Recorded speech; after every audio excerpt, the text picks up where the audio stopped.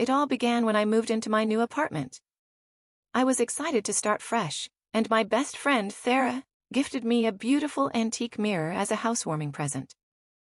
It was an ornate piece, with intricate carvings around the frame, and it seemed to add a touch of elegance to my living room.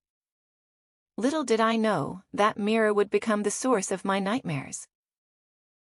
The first few nights were uneventful, and I quickly settled into my new home. One evening, as I was getting ready for bed, I noticed something odd about the mirror. At first, it was just a fleeting shadow, a trick of the light, I thought. But as the days passed, the strange occurrences became more frequent. I would catch glimpses of movement in the reflection, only to find nothing there when I turned around. One night, as I was brushing my teeth, I saw it clearly for the first time. A dark figure stood behind me in the mirror, its eyes glowing with a sinister red light. I spun around, but the bathroom was empty. My heart raced as I stared at the reflection, the figure now gone.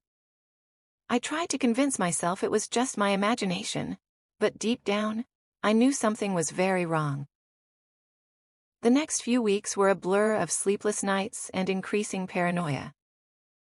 The figure in the mirror appeared more often, always watching, always waiting.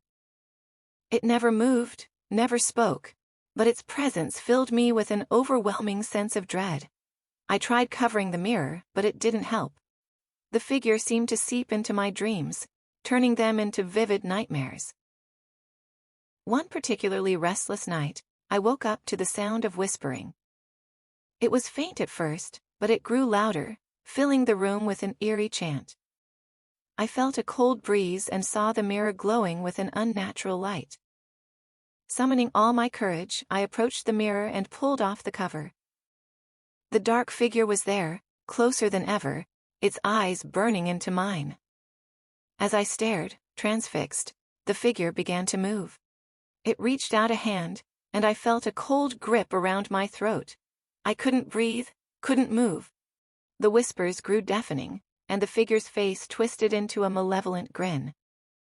Just when I thought I would lose consciousness, the grip loosened, and the figure spoke in a voice that chilled me to the bone.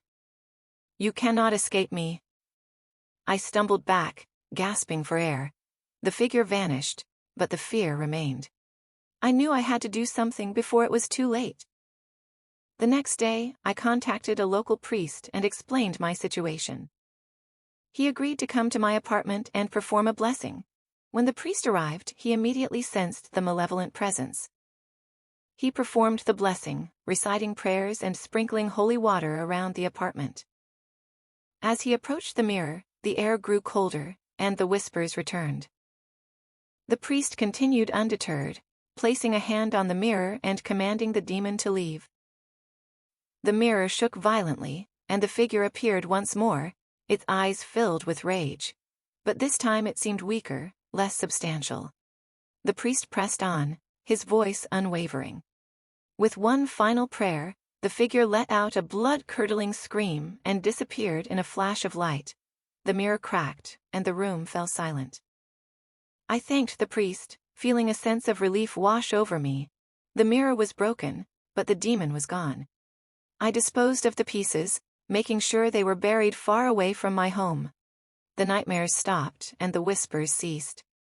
But the experience left a mark on me, a reminder of the darkness that can lurk just beyond the reflection.